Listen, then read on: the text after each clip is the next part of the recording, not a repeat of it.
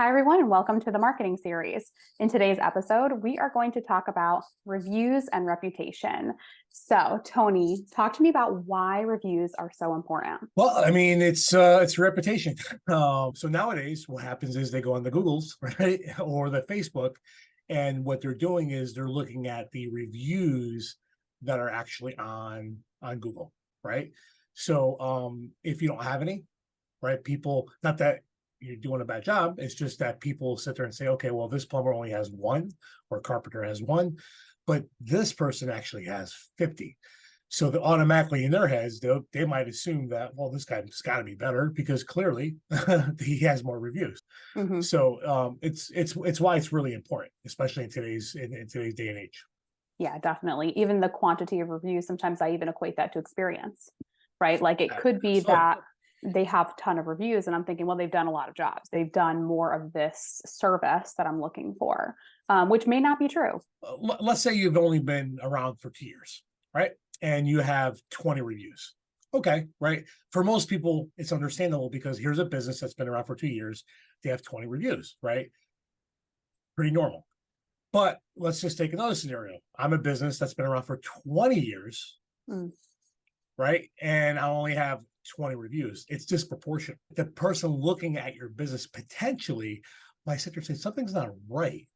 Right? Are they only doing, a few jobs a year? Or like what's the situation here? Right. So this is what people are doing. And Google is definitely the number one priority when it comes to that. There's so many different areas that people can leave reviews. There's so many service-based websites to go to. So when we're talking number one, like you're saying, Google, it's the biggest search engine.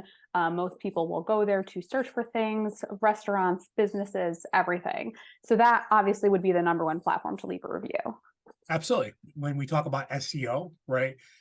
It's one of the little, Google has like this little secret logarithm that they use. And actually, reviews are a big part of it. Right. So if you're Okay. looking to get your site ranked higher, especially locally, a lot of times the person with the most reviews, right? It doesn't mean they have to be all 5 stars, by the way. Okay. But the person is usually the person that's going to win. Or at least again, that's just one signal, right, for Google. So On that topic, there's also Facebook. I'm assuming would be up there, probably Yelp, yeah, which, we yeah, all have our yeah. opinions on that. And then there's like things like Angie's List, Thumbtack. I mean, there's so many different review Yeah. platforms. So Google being number one for multiple reasons, Yeah, and including and SEO. and yeah, and here's the thing too. If you're getting stuff on Yelp and some of these other platforms, or even if you're like in the wedding industry as an example, right? Brides are using sites like Wedding Wire, the Knot, things like that to to do some research. They're giving away free websites and things like that, so it's very easy.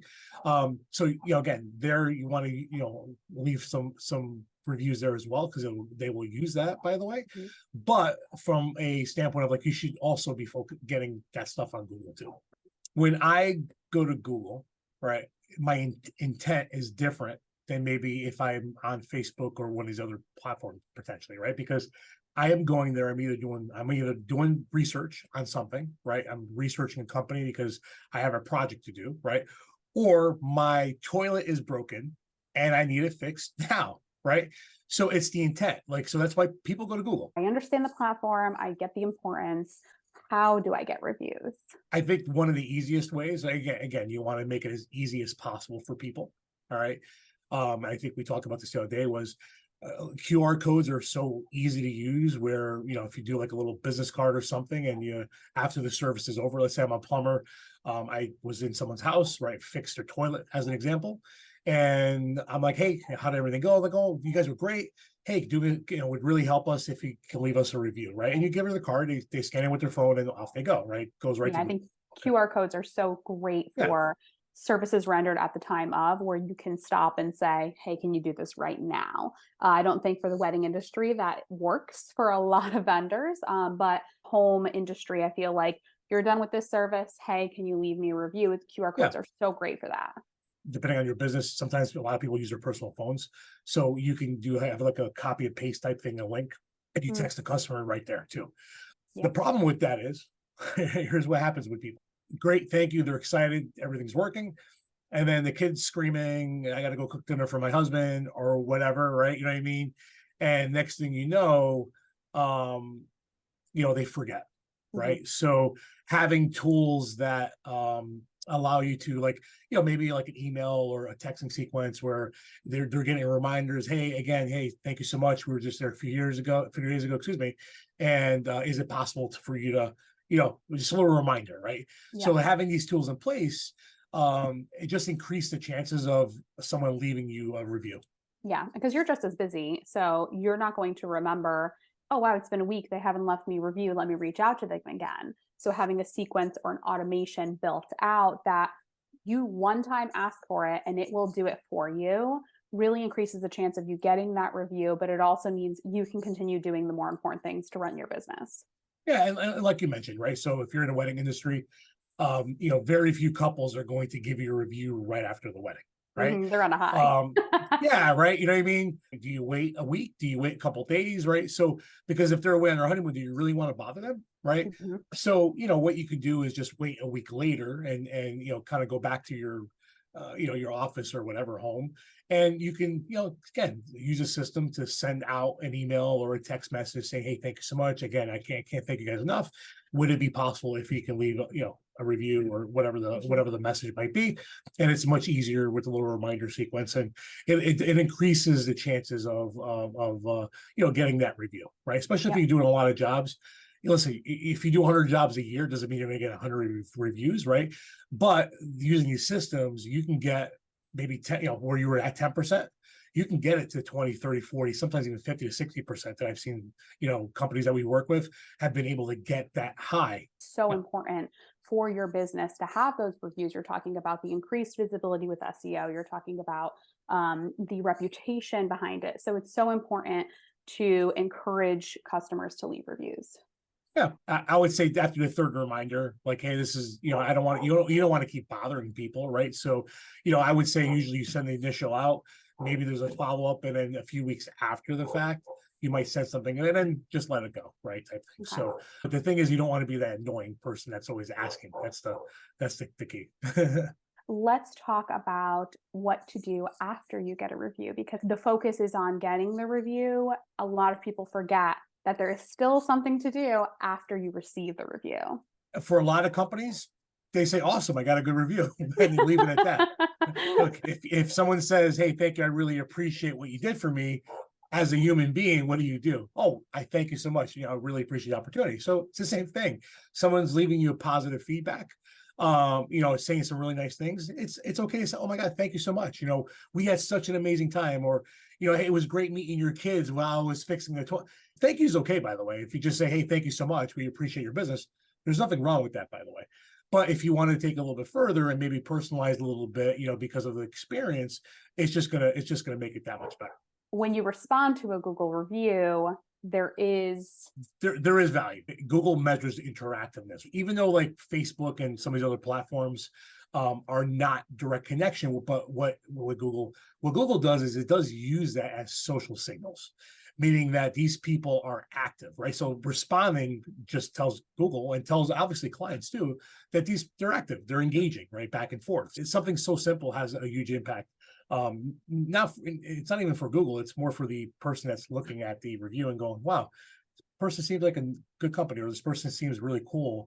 I probably want to give them business, or at least give them a call. it can really help with a deciding factor between vendors also like well let's take a look at the reviews and look at people who have Yeah, experienced the service and what they say. Let's look at even the negative reviews. I don't just look at the high stars. I'm like, well, let's see what some of the negative things were and if there was a response from the company and how that was handled. right. So overall picture of the review is not just getting the review, it's also how you handle certain things, which includes negative reviews. What do we do when that happens? So first of all, please don't screen your reviews. Don't pick and choose, right? Google frowns upon it. There are people that only send reviews out to people that they think are happy, Mhm. right? I know it's a tough thing to hear, but if you're a business for 20 years, all right, there's something that's going to happen, right? Absolutely.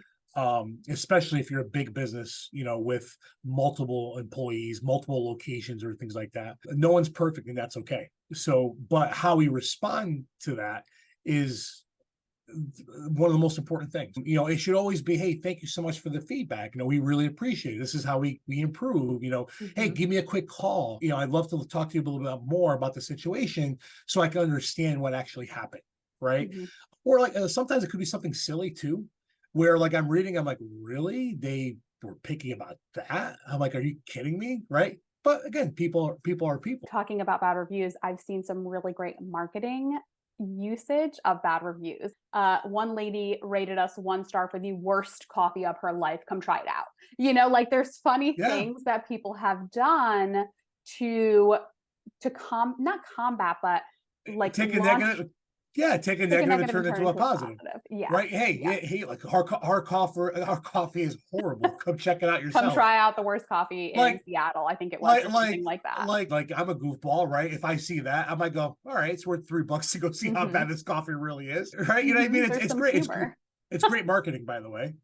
Absolutely. I've seen You know- other businesses do similar things with their advertising Yeah. too. The other thing I'll bring up too, and this is like when I always talk about reviews too. If someone says he did a good job, or this was great, or if you're in a wedding industry, the DJ was awesome. Okay. What does that mean?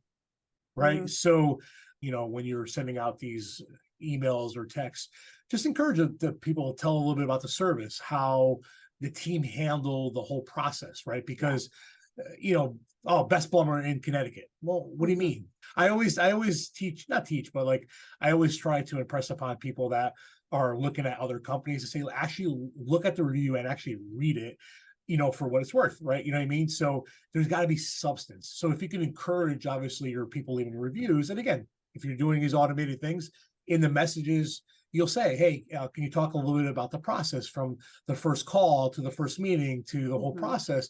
It would greatly help, right, other couples or other people potentially looking for my business. And you know what? Most people will do that for you, by the way.